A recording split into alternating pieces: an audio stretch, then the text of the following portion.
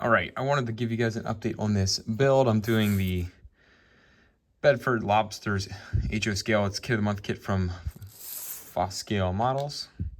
I'm doing the pier that the building will sit on, and I wish I had done a video last night to show you me putting them on, but basically I put some white glue on the bottom of my pilings and some of the pier pieces, and then I covered them in sand. I'm going to take care of this. Don't worry about that underside.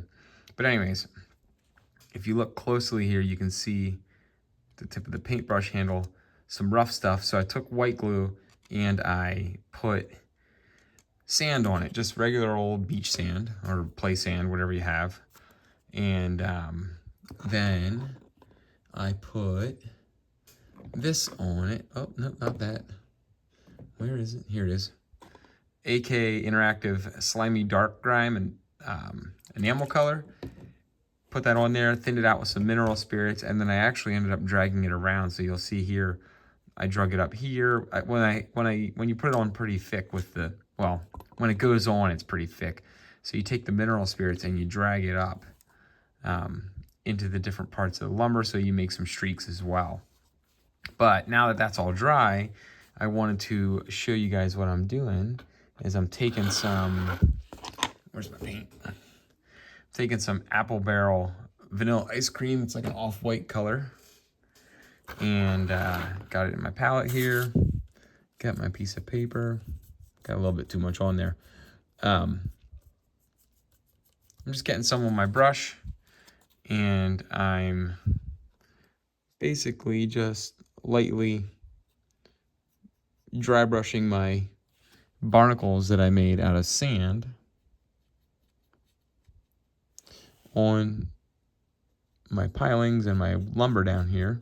And I'm putting a little bit of dry brushing on the wood too, just because it adds a little bit of a highlight color. So when you go over it, you can tell I didn't do those barnacles, and I did these barnacles with the dry brush, and they pop a little bit. So it adds just a little bit more depth here to my barnacles.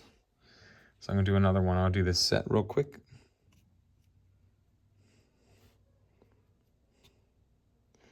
Might have went a little heavy with the paint. Get a little bit off my brush there.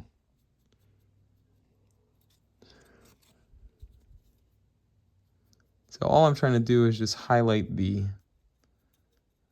barnacles with a little bit of dry brushing. And it's okay, I am going up some of the lumber as well with a little white, off-white paint, just to add some accent. So you can see I did not dry brush that piling there. I did there, and it's very slight, but you can tell it adds just a little bit of like an aged effect to the wood.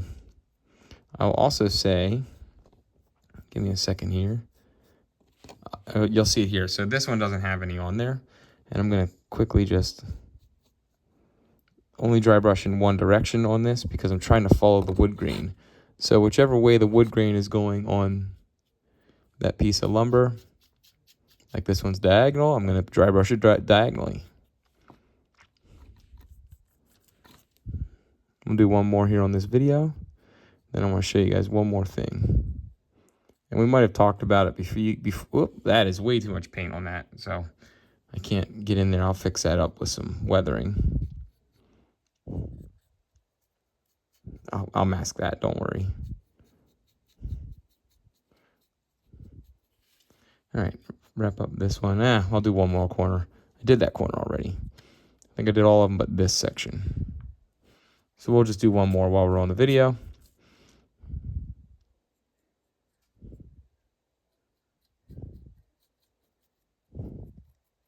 But it really does bring out those barnacles better and the texture better on the lumber. If you just do a little light dry brushing. It's subtle, but everything we do is in layers, obviously. Layers on layers. And if you're patient and you keep adding little layers at a time, you can add quite a bit of depth. So anyways, I'm pretty happy with that. All right, one more thing I wanted to show you. When I made my pilings, I got a piece of lumber here, it's perfect. All right, so I'm gonna let that dry. Just highlighting my barnacles I made out of sand a little bit better. That way when they're sitting here in the water, even on this angle, you can see them a lot better because they're not matching the same color green that I put down last night.